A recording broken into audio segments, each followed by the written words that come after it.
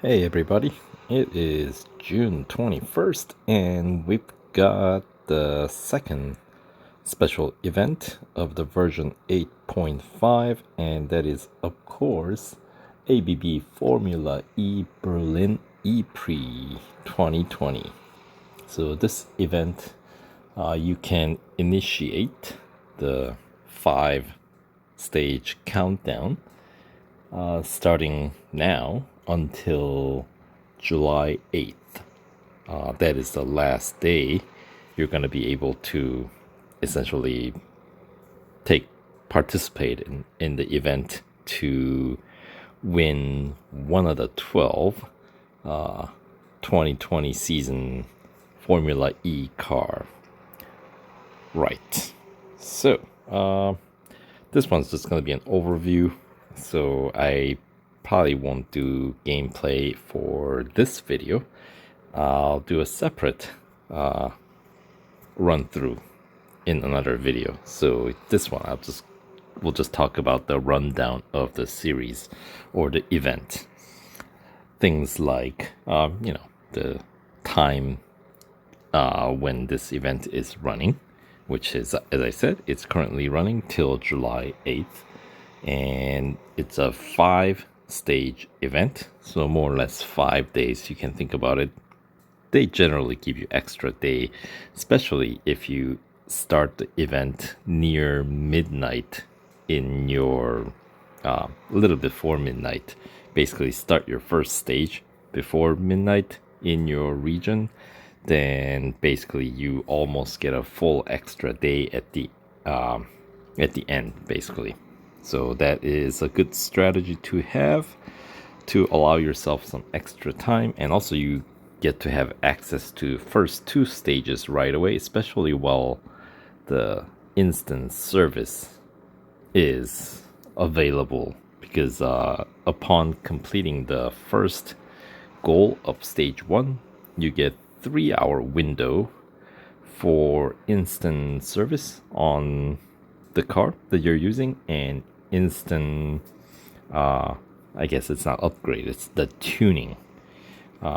So that's kind of nice, but because this event runs like a special event as opposed to like limited time series or like the race day event that we had for GTE, you cannot just run through all in one sitting, which was kind of I like those events, because especially when they give you those 3-hour instant service window, like the last event, you actually could complete the entire 5 stages in one sitting within 3 hours. So you get to really take advantage of those instant service. But for this event, after you can only complete essentially 1 stage per day until the next day or next stage unlocks the following day. So obviously on this planet, a day is longer than 3 hours.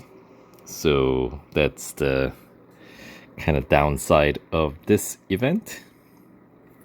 But the thing I like about this one versus the Endurance GT is I think this event is going to be more entertaining than the last one. Number one, the track is much shorter, so it's going to be a little bit more action-packed. I know it's city circuit, so much narrower than, let's say, Le Mans 24-hour circuit, but because it's got more curves and sprint, not so much long distance type of runs, so I'm expecting this event to be a little bit more entertaining than the last one, because well, let's be honest, last one was pretty boring. I mean, that was a grinder. Oh man, I would not want to do that event again. I mean, a lot of special events I enjoy. I like to go back and run it again when they are available. But yeah, I have really no desire to go back to do that last one. Payout was lame. Okay, fine, we got some gold, but in terms of like, I mean, you could have gotten the same gold payout by skipping all the goals, right? So, and you end up with the same PR at the end of the day. Yeah, so speaking of tuning and driver, this Formula E special event is going to be using kind of the same idea. You have to pay gold to level up your driver, which will increase the car's PR. So, yep, it's that again. And the tuning, from what I understand, still to this for this event, upon completing the special event and winning the car, the tuning is gone. Meaning all the resources that you spend to tune the car for the event to meet the PR requirement. Once you complete it, your car is back to stock all over again, which is mind-boggling if you ask me. So there's a very good chance. I don't know for sure because obviously I cannot get through all 5 stages by skipping right away because I have to wait 1 day between stages. So I cannot verify how much it's exactly going to cost for all 5 stages if you were to skip all of them. But I have a feeling it's going to be kind of comparable to the Endurance GT Le Mans 2020 race day event that we did. It may end up being cheaper once again to just start skipping once the PR requirements in effect, which happens at the end of stage 2. That's a typical place for these events to have the PR block starts to happen. So that's when you start having to, in this case, start tuning your car. Right. So let's check in. So this one actually payout in gold amount is a little bit higher. It pays 60 gold. So that's more than Endurance GT, which is very, very, very unusual. But then again, Endurance GT this year was pretty lame. The cars were slow.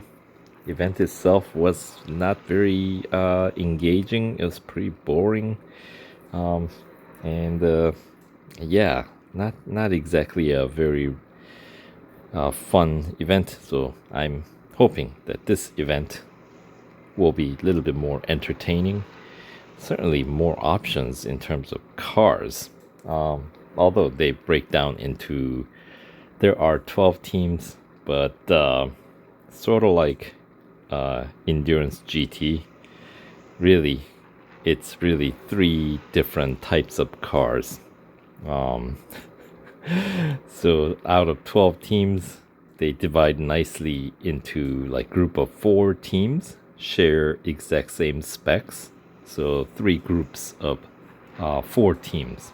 So I'll explain to you and have the description of what they are in each team in the description for this video below. So if you guys just want to have a look and pick which one you want to go with, then just look in the description box below.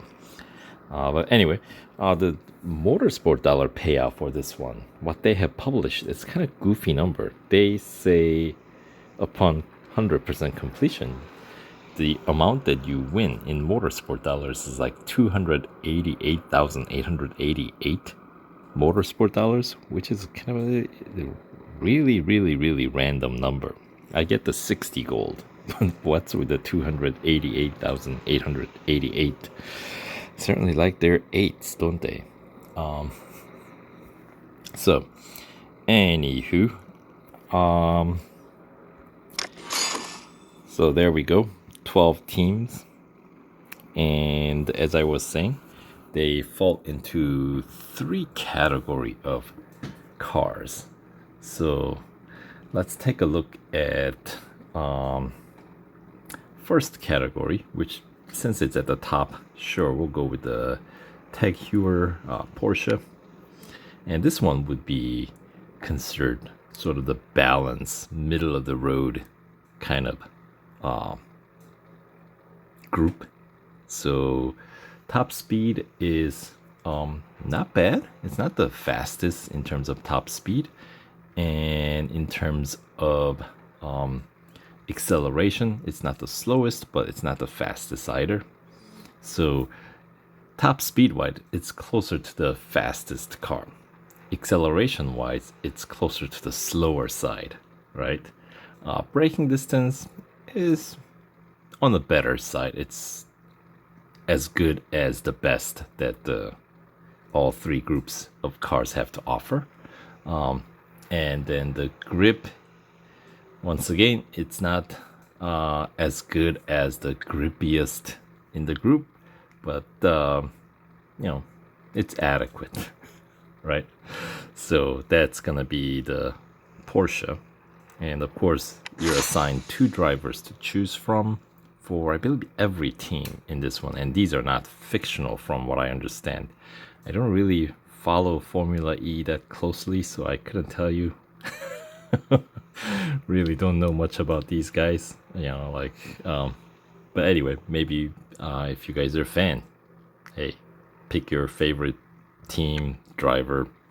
For me, I'll be just picking really the team that maybe go with one of those like a Formula E specific teams like Mahindra or Venturi or Dragon, right?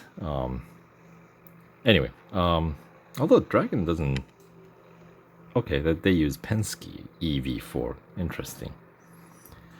All right, so the first category of team, the balance. Let's go with the balance since the Porsche is at the top, which kind of is the one of the balanced cars, the groups, right? So Porsche is one, and the other one is the Rocket Venturi. Is gonna be another one with the same spec as the Porsche. So the top speed 240 kilometers per hour.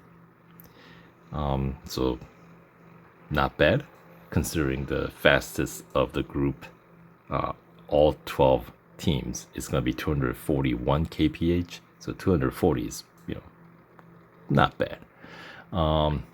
Acceleration time is 3 seconds, which is better than 3.01 second, but not as good as 2.98 seconds. They're minuscule difference. You know what I mean? So I really don't know how much difference it's really gonna make in the race. So I don't think it really would make that much difference.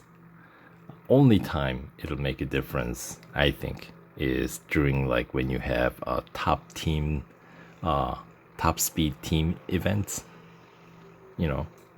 then that extra bit of having a slightly faster acceleration might get you your higher speed than other teams, other cars, because I don't think with these tracks, these circuits that these cars race in, the top speed is rarely relevant. We rarely ever go, we don't have long enough straight to hit the top speed with these cars. I mean, yeah, so I would say acceleration is probably a greater determinant factor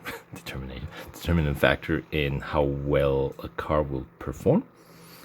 And the thing in these groups, the fastest acceleration group cars are paired with highest grip but lower braking or longer braking distance. So that's gonna be kind of similar to the mechanics of like the supercars. They have like I mean, they got butter for brakes, but they got some really good grip. So you end up taking all the corners a bit faster than you might feel comfortable under normal circumstances. So that's kind of exhilarating. So that's kind of fun. But anyway, so let's get back to the balance group of cars first. So once again, Porsche balance, and the other one that's balanced is going to be the Mercedes. We do have multiple teams that use Mercedes, but the Mercedes actual Formula E team here, Mercedes-Benz EQ Formula E team, is gonna have the balanced car. And let's see, as I said, Rocket Venturi is gonna be another one, and then the Beamer, BMW i Andretti Motorsport IFE 220, right? So the three cars or three teams in the top row and the one on the bottom right corner, Rocket Venturi, those guys basically share the same spec as the balance as their strength. So, and maybe their weakness is that they don't have maybe a particular element that is really a outstanding strength, if that is a thing. So that's the first group. Let's talk about the second group, the one that I was talking about with top speed being the highest, right? So we got the highest top speed, 241 kph. Acceleration is a little slower, 3.01 second. Braking distance is good, 27.4 meters. And the grip is okay, 1.35 G. Right, so in this fastest top speed group and the shortest braking distance, same group here, we got Envision Virgin Racing, that's one, and Audi Sport ABT, Scheffler Formula E team. And then let's see, who else is there? Panasonic, right? Panasonic Jaguar Racing, same spec. And oh, there we go, DS Takita, right? Or Tekita. I don't know how you say that name, actually. So these are the top speed, good braking, but not as high grip, and a little slower on the acceleration, are gonna be these four teams. So we got the ones kind of to the left corner, right? We got Audi Sport, DS automobiles, Takita, Envision Virgin Racing, and Panasonic Jaguar Racing. So those are the highest top speed teams. Now the third group are going to be the quickest acceleration and the highest grip, but not as good braking and not as high top speed. So for this group, we got well, it's the remaining four teams, so we got obviously the Nissan, and then we got Neo 333 Racing, and then we got the Geox Dragon, and Mahindra Racing. So those four teams are going to feature the highest grip and quickest acceleration, but their weakness would be the lower top speed and longer braking distance, so a little softer brakes. So, but as I said at the beginning, the difference I think is fairly minuscule that I don't think it's going to make that much of a difference in playing dynamics. So my thought on it is just to pick a car that looks cool to you. I think Mahindra looks pretty cool, so I'm gonna pick that one here. And we got a Belgian racer and a German racer.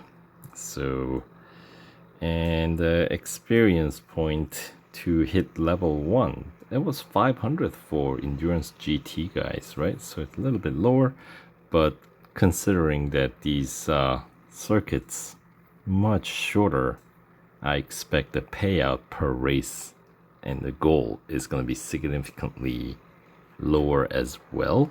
So here, let's pick Pascal. Sure. And yes, it's going to be a 5-day special event. As I said, if you start a little bit before the midnight, then you will have access to first two stages right away. You know, because the second stage will unlock as soon as the midnight hits in your region. So something to keep in mind. All right, so yeah, the entire event will take place at the Formula E Berlin circuit. So, and shakedown. I guess we're not gonna have a Beatles themed stage titles this time around. At least I don't know of a song by them called Shakedown. Anyway, so skipping cost, actually the first stage, only 3 goals, not 4. So that might indicate in stage 5 we may have that extra 5th goal. We'll see how that turns out. I don't know yet. But anyway, skipping cost 25,000 to start out. So I believe stage 2 skipping cost is 50,000. So a little higher than how it was with Endurance GT. But still, I mean, the cars are actually more expensive than Endurance GT cars. These Formula E cars this year. Speaking of cost, all the cars cost exactly the same, coming in at 2,150,000 motorsport dollars per car. And I believe even if you skip all the goals, I don't think you're going to be spending over 2 million. At least that's my guess.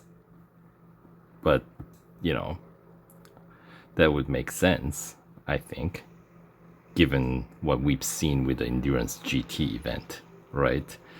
So, where does that put us?